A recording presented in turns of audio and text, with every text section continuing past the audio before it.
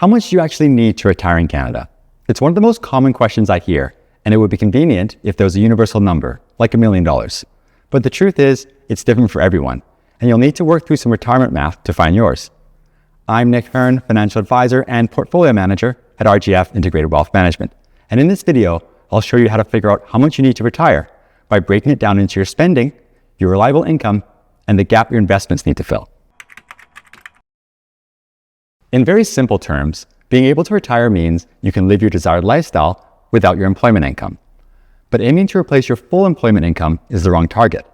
Your employment income covers both your living expenses and your retirement savings. Living expenses include things like mortgage or rent, groceries, gas, entertainment, and travel. And in retirement, these expenses will change. Some will decrease or perhaps stop entirely. You may be done with mortgage payments or daycare. Maybe you're not commuting anymore, or perhaps you're eating out less. But some could increase. Maybe you plan to travel more when you retire. And it can take time to figure out how your spending needs will change. But in general terms, most people see their spending needs decrease when they retire. And of course, once you're retired, you no longer need to save for retirement. So the goal is not to replace your employment income, it's to generate enough to cover your expected retirement spending. When you retire, you'll likely start receiving income you didn't have while working. This is your reliable income.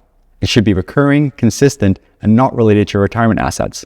It can include a defined benefit pension, Canada Pension Plan, CPP, Old Age Security or OAS, rental income, and perhaps annuity income. It's important to know more than just the amount and the start date. Is it indexed to inflation? Is there any risk the payer could default? If one spouse passes away, will the benefit continue to the survivor? Once you know both your reliable income and your retirement spending needs, the difference between the two is your retirement income gap. That's the amount your investment assets, your RSPs, TFSAs, and any non-registered accounts need to generate year after year to support your lifestyle. And your gap depends entirely on your personal situation. Let's look at this by comparing two couples, both age 65 with the same spending needs of $100,000 a year.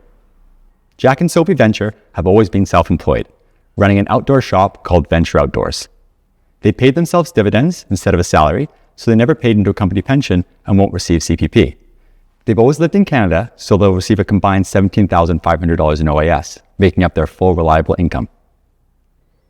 That leaves them with an annual retirement income gap of over $80,000 a year, all of which must come from their investments. Gordon and Helen Crown both spent their entire careers in the public sector. They each have defined benefit pensions, providing a combined $78,000 a year. As salaried employees, they've always paid into CPP, and together, they'll receive a combined $22,000.